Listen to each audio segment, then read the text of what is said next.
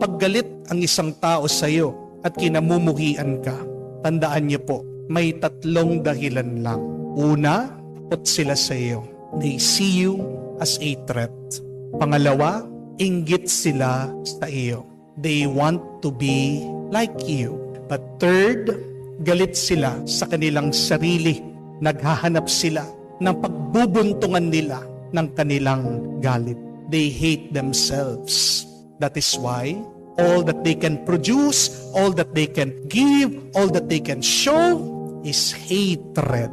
Magandang tanungin po sa ating sarili yan. Magandang pagmunihan yan. Bakit ba may kinaiinisan akong tao? Bakit ba galit ako sa isang tao? Bakit ba may kinamumuhian akong tao? Is it, number one, that you see these people as a threat to you? Anong kinakatakot mo sa taong yan? Baka naninira ka ng katrabaho mo kasi gusto mong ma-promote ka. Naninira ka ng katrabaho mo kasi nakikita mo balakid siya sa pag-angat mo.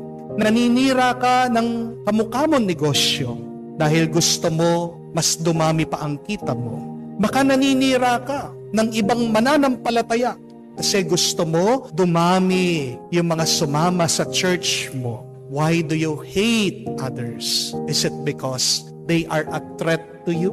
But secondly, are you jealous perhaps? Are you envious perhaps? Baka naman naiinggit ka, kaya nagagalit ka, kinamumuhian mo sila, naninira ka ng iba.